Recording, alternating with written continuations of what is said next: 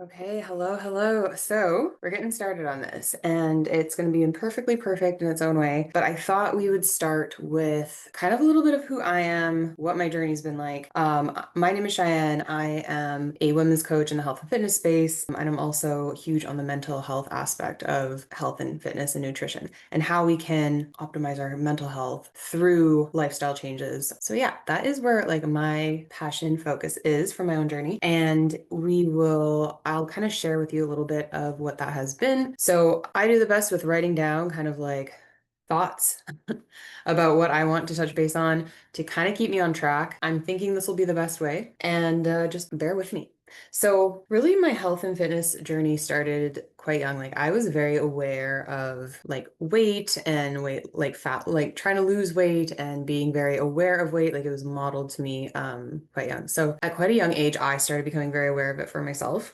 So I think I was around 12. I also started just having like a lot, and I might have been a bit younger than that, honestly.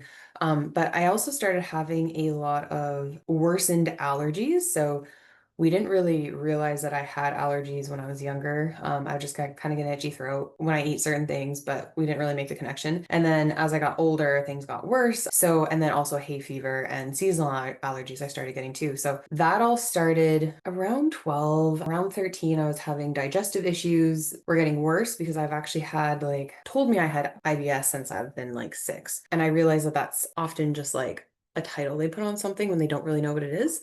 So I started having worsened digestive issues around 13. I started getting my period, and I also started having cysts that they thought I might have PCOS. So, because of that, they ended up putting me on birth control quite young. I think I was around 15 when I went on my first antidepressant. And there was like a lot of other things going on, right? Like there's a lot of situational things, childhood things, blah, blah, blah, right? Plus, I obviously was not doing well with my own kind of like issues that no one really had an answer for. So I also had a huge change in like where I was living, moving out. 17, I also started on sleep aids. I'd gone through quite a few medications from 15 to like 19. Yeah, they put me on, I had benzos or Ativan for panic attacks. I had tried, I think, 4 different three or four by then. And then I finally found one more, like, I ended up with one that started helping me kind of, but I could never get my sleep under control at that point. So I was also on sleep aids as well. And then by 21, I was starting to have a lot of joint pains and like swelling. And again, doctors didn't really have any answers. So they said it could have been fibromyalgia because I'd been in a car accident a couple years before. And so that was their guess. And they wanted to put me on more medication. And that was kind of when I started my then trying to figure things out on my own. Because I was like, no, I'm not going to do this. I'm not just going to keep on going on more and more medication. Like, I want answers. I want like solutions, not just band-aids. And by this time, I was actually working in pharmacy too. So I was working in pharmacy. I was seeing like the disconnect in the healthcare system. And then I had this doctor saying, oh, well, it might be fibromyalgia. Like, let's put you on, add this to your antidepressants for whatever. And then let's add you on this nerve pain medication. And I was just like, no, this isn't happening. We're not doing this. So, but it was also like a tough spot for me to be into because I was the only one providing, right? Like, I was the one paying for everything and living on my, well, own. Like, he wasn't really helping out at all. So I was like, okay, like, my job's important. I have to go to my job, but like also I was going through all this and like waking up with swelling and joint pains. And my boss at the time was like not very understanding. She was like, yeah, if it was her, it was very end of the world. But if it was anyone else, it was just like an annoyance. It was like a really hard spot that I kind of felt like I was in. But I also knew like if I kept on going this route, I was like 21 at the time, feeling like an 80-year-old, like was I going to be able to live the next 60 years like this was what I was kind of thinking. So I kind of then started on my health and fitness journey from there. And I didn't really do it the right way because anything that I found, like I was like, oh, how to improve your health. And it was like fat loss. And it's like, oh, well, I wasn't really fat, but like I kind of was like skinny fat-ish at a kind of way. I had more inflammation, I think is what it was. I just thought it was fat at the time. So I started like restricting carbs and lowering my calories and doing a lot of cardio and HIIT style workouts. And I did like build a little bit of muscle, I think, because I was doing the HIIT style workouts. So changes kind of happened and I was like, oh, okay, this is working. And then I started learning about weight training like shortly after that because I was kind of doing it in the HIIT stuff and I was like, oh, this is cool. This is interesting. Like I like this. but I thought like typical style weight training in the gym was only for guys. So I just thought I wasn't like, I just thought girls didn't do that. So never thought about it. And then I met a girl. I think, I can't remember if found, yeah, no, a girl that I worked with, she was a coworker. She went on like she did a physique competition, like a bikini competition. And I was like so inspired. I'm like, oh, this is so cool. Like it just sounds like a challenge for yourself, right? Like I've never been really into sports or like, not that I'm not a team player, but like I just never enjoyed team sports. I always enjoyed things where it was like I was just challenging myself. I don't feel competitive with other people. Like in a way, I would probably be like, yay for you. Like that's how I am. Like I'd rather cheer you on than be competitive towards you. So anyways, it's just not in me, I guess. But anyways, so yeah, I was like, oh, this is so inspiring. This is so cool. It would be like a challenge for myself and blah blah blah. So, and then she was doing weight training, of course. So then I was like, oh, that's so cool. You can do weight training. You're a girl. We're girls. We can do weight training. So anyways, yeah, that's how I really got started with it. And then I ended up getting this squat rack thing from this, honestly, this boy that was like half the size that I was at that time, and I've put on like some muscles. But anyway, it was, so I thought that was kind of comical at the time. But yeah, I got it from him secondhand, so it was like not expensive actually at all compared to like what they are. And I could barely lift the 45-pound barbell. And I remember getting it we got everything in, got it put together. And then the guy that I was with at the time, he's like, oh, okay, well, like, put it in there, pick it up, get it in there. And I could like barely lift the barbell. And I remember thinking like, oh my goodness, what have I gotten myself into? I can't even pick up the main piece that you need to move throughout this.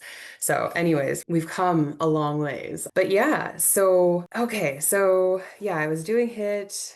Oh yeah, and then I started doing weight training 5 days a week. Instead of doing HIIT, I started doing weight training 5 days a week. But I was still like cutting my carbs, cutting my calories. So I wasn't fueling myself. Like I was not approaching it in the right way because of that. And then I had some things happen too. One second. Yeah, I wasn't fat, but I was like on this health mission. Oh yeah, I quit smoking too. I did that too. Was afraid I was going to have what did I say here? Oh, yeah, I quit smoking. And then my boyfriend at the time was like, oh, you realize you're going to get fat now, right? And so I was so scared. That's what I wrote there. Oh boy, issues earlier, allergies. Oh yeah, and then I was also very limited on what I could eat because I had so many allergies to different veggies and fruits and stuff like that too, right? So not that fruit I was really eating much of, but even like bell peppers or kale. I mean, I couldn't eat whole eggs forever. It's like so many things, so many random things. I should make a list of this at one night. That's what we'll do. Let me write this down so I don't forget my allergy journey because it's actually improved with my health and fitness journey. I know like your body cycles also like every 7 years, I think it is. So things can change, but throughout that time frame, I've been able to improve things too, which is really cool. So, and I've learned a lot about it too, like with your immune system and this and that. So we'll do something on that. But okay, so I was very limited, and there was a lot of things that I couldn't digest or like really tolerate. So I kept on restricting, feeling guilty. And then I'd eat something that I liked, like burgers and fries. I still love burgers and fries. Thank you very much. Especially burgers, like fries. I'll have a few of them. I'm not like huge on fries specifically, but burgers, so good. So anyway, I would have something that I really liked and then but I would eat so much of it. So one thing, another thing is like nachos. I started going through this cycle where, and I was calling them cheat days, right? Like I was following the bodybuilding lifestyle, I guess, in a way. And so they're like cheat days. So it created like this terrible kind of relationship with food. Not that I had a great one to begin with or anything, right? And I'm not saying like that the bodybuilding community caused it at all because like I wasn't really into it that much. I was just following what I was listening to, like podcasts and stuff, right? As just a general gen pop person. So it wasn't like that wasn't the issue. It was I already had a poor relationship with food and then put myself in this like, oh, this is what I'm going to do. And it wasn't like a healthy way. So, anyways, and yeah, so then I would have these cheat days and make like so much nachos or like, have burger and a lot of fries and like maybe another patty. Like I would just go all out and I'd feel so gross and so sick. And then I'd be like, oh, I shouldn't have done that. And I felt just like sluggish for a couple days afterwards. And honestly, a lot of it was like, yes, the portion size was like, my body was probably like, whoa, girl, like what's going on? We've barely eaten all week. And now you're throwing this at me, but also the guilt with it, right? Like our thoughts and what that causes in our body and our nervous system over this stuff. It affects our digestion. It affects how we're absorbing our food. And so Yes, there's like the food itself that can cause it, but it's also a huge part of it is our own what we think about it. And I've had clients that they would come to me and they're like, I look, you might have heard this before, but I've heard it from a lot of people. They look at a donut or they look at a piece of bread and they feel bloated. And I'm like, that is like literally the proof in the pudding right there is how much it can still affect us. So, yes, I was overloading my body, but then I had this awful mindset about it too, right? So, because I had this like awful mindset, in my head, I was failing myself all the time. I was falling off track. I wasn't doing good enough. Like it was just this spiral. And so then my mental health, which I already had issues since I was a kid, I would get super overwhelmed and like have panic attacks and like quite young and like really down days is what we would always call them. And I would just be like so down and I didn't know why.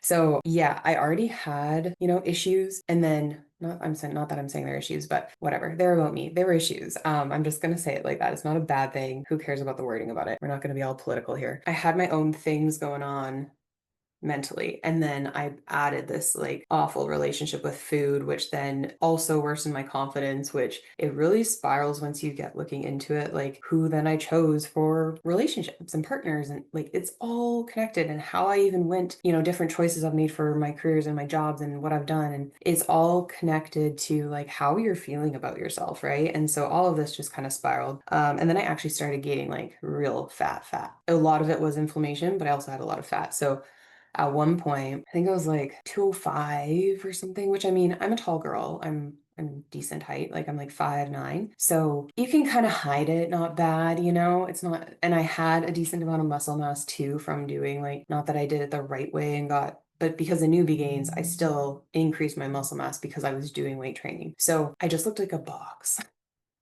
But I felt just uncomfortable and my joints started getting worse again. I remember I like tweaked my back in the change room before going in to do SIVA for making like IV bags and pharmacy and stuff. And I was like, wow, I'm like 20, what I would have been at like 25 at that time. And I'm like, wow, I just tweaked my back putting on scrubs.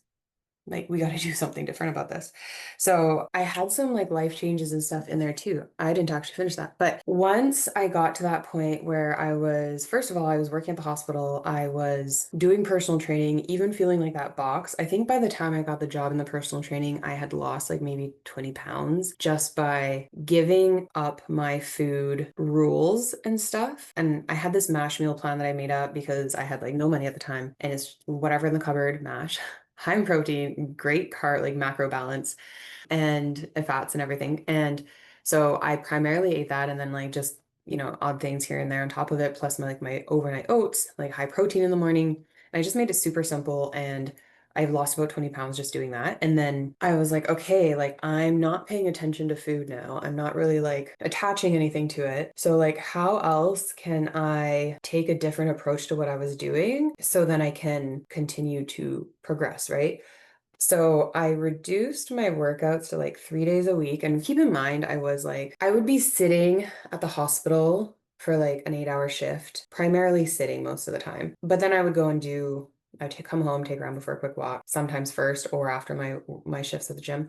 But then I would do like 3, 4, 5, sometimes hours at the gym. And so there you're kind of walking around a lot more. So I was able to get my steps in that way too, which kind of helped. And then I reduced my workouts though to just 3 days a week of full body. And I was like, no, we just need to like calm things down. Life is chaos right now. And I was also I'd started listening to the book Why We Sleep by Matthew Walker. And so I was trying to also improve my sleep quality because sleep was always something that I really struggled with. Yeah, that's where I came up with like my 5-step framework and like the foundation, building like the foundation that we do in the mind and body reset method. It was once I really slowed down and started fueling myself and nourishing myself and focusing more on like going for a walk outside. And it was all the things that were helping improve my mental health. I should have prefaced with that a little bit, a few lines back. I started focusing on my mental health and like, how can I build myself up? How, like, I wanted to build lean muscle, build myself up from the inside out. So it was, yeah, making sure I got enough sleep because sleep is so, so vitally important for everything. Then it was, okay, we're going to let go of food rules, but I want to make sure I'm hitting a certain protein goal every day. And then getting my water, which I was always pretty good at that. It's just so important. And then reducing my workouts to 3 days a week, full body, and then my steps, having a step goal and making sure I was getting that. And that's even just having more movement throughout your day, right?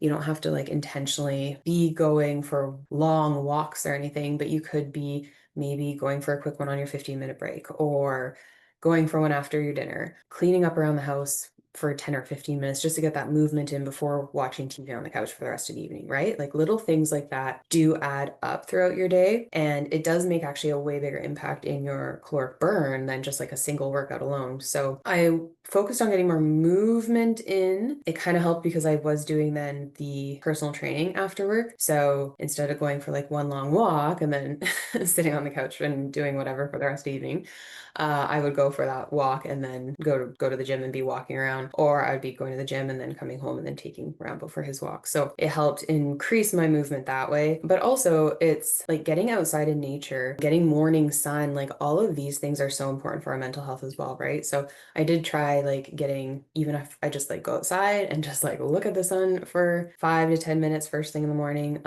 That was another thing that I would kind of like sneak into my day that didn't take up a bunch of times, like grab my coffee, sip on it, like squint at the sun. Okay. Or even outside, right? It doesn't have to be super sunny. During the winter, I do use my sun lamp now. At the time, I did not have a sun lamp, but it does make a big difference for that. So yeah, that was like the journey that got me to lose, it was like 35 pounds, and I've kept it off 30 pounds, I guess.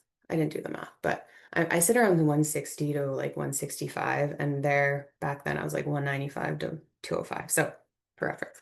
But yeah, so that's the steps that I took. I really started focusing like on how can I improve my mental health and build myself up instead of just like crushing myself down. And like last little bit, when you think about it, and like how I think about it now, when you think of fat loss, you think of losing something, you think of restriction, you think of all the things you have to do to get rid of this thing. But when you think of building lean muscle, you're thinking of gaining something, you're thinking of adding something into your life. Like it's more of a positive even way to look at it, just from being like, oh, I'm like on a fat loss journey, to, oh, I'm on a muscle building journey, or like a build me up journey. I don't know. We'll think of something to call it. But yeah, so that is all I had. And we'll keep you. So thanks for joining. If you're wanting to follow along and get more, we will be doing just more of these journal entry, random nighttime thoughts in this type of a setting. I'll probably have tea going forward in most of them, but I grabbed a little protein thing from Tim Hortons, which is not good for you, but this isn't a regular thing. I actually have like a recipe of making the same thing at home, but it actually tastes better too. So if you're interested, let me know. Talk soon.